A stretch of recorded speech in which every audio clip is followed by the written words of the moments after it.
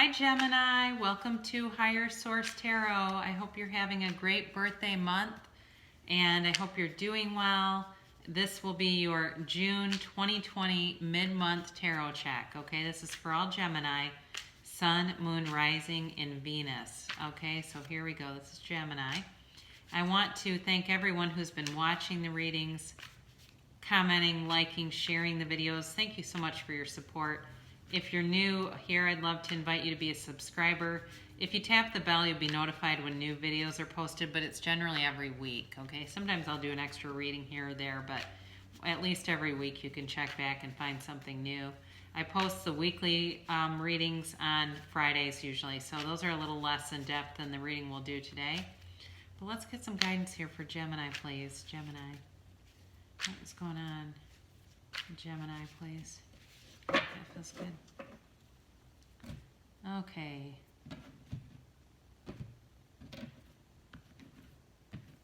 All right. Your current situation, you've got Strength. And you've got the Chariot as the immediate influence, the Empress as your destiny. In the more distant past, you have the Ace of Pentacles. The more recent past, you've got the Knight of Wands. Coming towards you, you have the Eight of Swords. You are represented by the Sun. The people around you are the Four of Swords. Your hopes and fears are represented by the Emperor. The outcome is the Hanged Man. Now, the bottom of the deck, you've got the Lovers and then King of Swords here. So I definitely feel like you have, you're going to need to be patient about something. There's somebody here that is kind of stuck. They're just not moving forward. And I do think it will come to fruition, but you're going to have some patience. So be aware of that. Lots of major arcana in this reading. You've got 1, 2, 3, 4, 5, 6, 7. So very powerful energy. I do feel like you're going to be happy regardless. It's not going to be, there's not like an ending here, but there's something going on with this person where they're just, like I said, they're kind of stuck, or the situation. So you've got the Chariot and the Strength card, and there's 7 and 8 in the tarot. So 7s are all about victory and success, and 8 is about movement.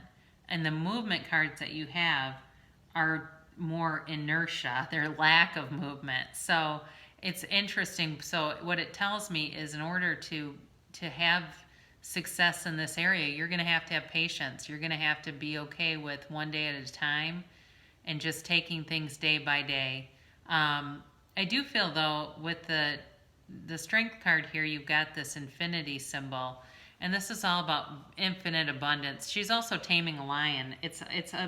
This can be a card about hidden emotions, about somebody who is not, you know, they're not wanting to fully express themselves.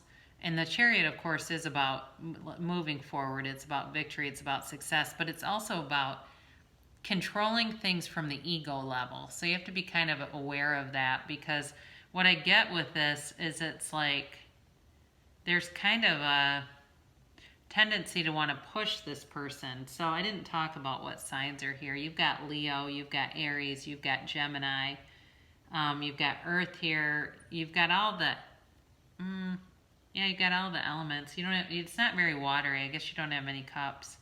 But what it feels like is there's a situation that you want to move forward, but it's got to have a careful sense of timing. A careful sense of timing is going to be necessary with this. Your destiny, though, is all about the Empress. She's ruled by Venus. This is all about love. It's about family. She's also, there's a high sexual charge with this. So what I feel like you, in your deepest desires, you want a relationship that is got the chemistry, but it's also got the potential to bring in a family. Some of you are ready to settle down and have a family and are wanting that kind of level of commitment. You're wanting to move forward with that level of commitment. And I feel like the other element in this is there's hesitation for some reason. Some of it may be related to finances for them. that they're not sure, that even if it's somebody new, like that you're trying to date and you feel like there's just not a big tendency to want to commit, some of that might be related to money. That they don't feel like they have the money to go do things right now. And it's not that they don't like you or aren't interested in you. It's more about that they are seeing it as a real barrier. They're kind of pissed off about it. Like they feel like if they had better financial stability, they could do more. Like they could just be free to do what they want. They're feeling like it's really limiting their choices. And it's really a source of frustration for them. It has nothing, like I said, to do with you. It's more about them. So you've got in the distant past this Ace of Pentacles, and this is where I feel like you may have met someone, or for some of you, you may have had some nice financial gains that have gotten you very stable. With this other person, they may have actually had money and then lost it. So they may have had a period where, and they may talk about that, where they feel like they can't understand how this occurred and they're just still smarting from it, I guess. And that is part of why it's hard for them to move on. They're a little bit stuck in the past. But I do feel like you had some new things that came in, a new beginning, new money, new opportunities. And it was really a very blessed time for you. It was a very fortunate time. More recent past, you've got this Knight of Wands. And again, this is this in and out energy. So I feel like there's kind of a push-pull dynamic. Their heart wants to be in something, but their head keeps telling them no. And sometimes when we don't have brain-heart coherence, this person has the Four of Swords. This is good for them because they need to meditate. They don't have brain-heart coherence. So basically, their head takes the day shift and their heart takes the night shift. So they're kind of like anxious all night and then trying to intellectualize their way through the day. And it gives them a real feeling of instability. This too can be a bit of an arrogant energy, but again, it feels more like it's just in and out, in and out. So it's not a bad person. It's just more their circumstances are holding them back some. So you've got this Eight of Swords, and like I said, it's restriction, it's movement in the tarot, and this is complete restriction. However, it's a self-imposed prison. It's, there's ways out of it, but at this stage in our world evolution, creativity is currency. So somebody needs to be more creative and do things that are maybe outside of their comfort zone, doing things that they wouldn't normally do to get more stability. So for some of you, it may be worth even kind of confronting the situation. Some of you may have too some kind of stagnancy at work where things haven't been moving forward, even though I do feel like your money's pretty stable. There may be some kind of energy around you where there's some like hold up in communication, like something you've been waiting on is going to continue to be a wait for a little bit, where there's just not enough information, I guess, for them to comfortably make a decision about it. But I do think you'll have communication by the end. There's a lot more clarity coming. So as I said, you're happy either way. You've got the sun representing you, and you've got freedom, and this is success and victory, but it's unconditional. The sun shines on everyone. The sun does not, discriminate and say, well, you've not been a good person, I won't give you my sun. It's very unconditional. And I feel like for you, you're in a situation where you're going to be happy either way. And that's really the key. When we talk about like the law of attraction, joy is the key. That's very true, because your consciousness is made up of your thoughts, but also your feelings. So when people say, I try to manifest things and it doesn't happen, it's because they don't feel it's happening. They're too connected to the lack of it. But with this card, you've got things working together in unison here.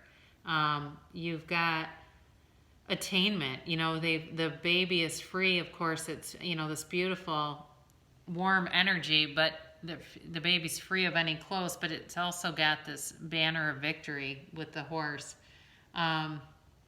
Maybe a time too where you take a little bit of time just to be, do some things for yourself, because this card also represents self-awareness.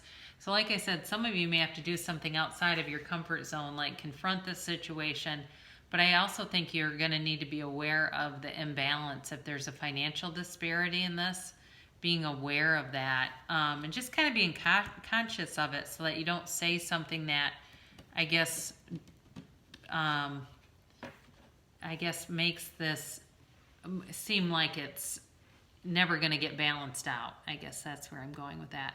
So this person's represented by the Four of Swords, and here they are lying in repose. They may have stopped communicating, or they may just be kind of standoffish because they're focused on other things right now. They're focused on financial stability. They're focused on trying to get back on their feet. I get that. They're trying to get back on their feet because right now they're not, and they just don't feel like they bring much to the table, you know?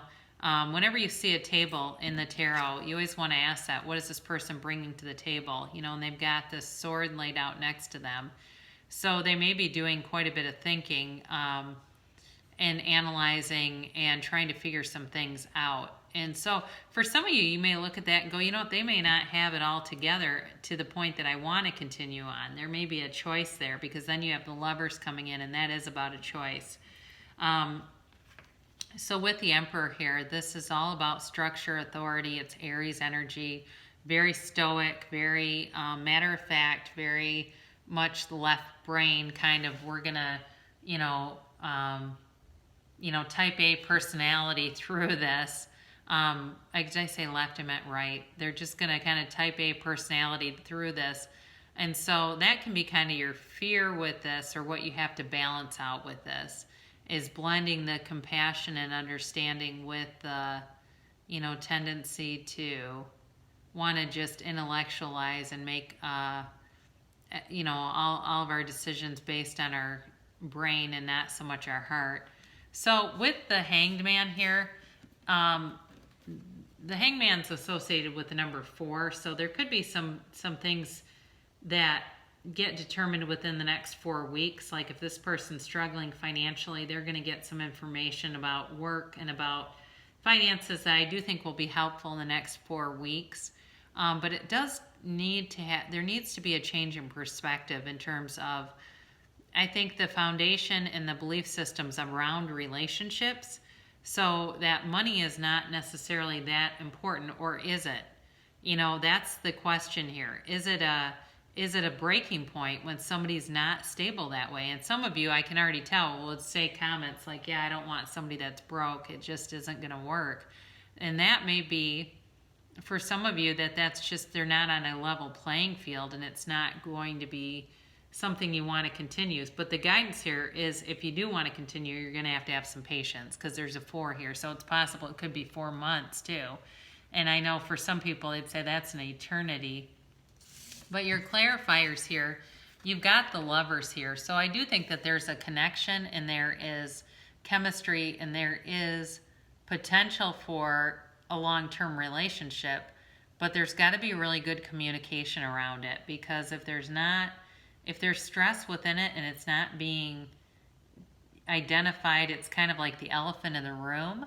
It just gets bigger and bigger, and it will build a wall. It will edge things out. So with the King of Swords, he's much like the Emperor. He's very clear. He's very, articulate. He's able to kind of lay things out, but he's very matter of fact. I mean, this is somebody who's not going to, have a lot of like indecision. So that's kind of your guidance, is to be clear about that.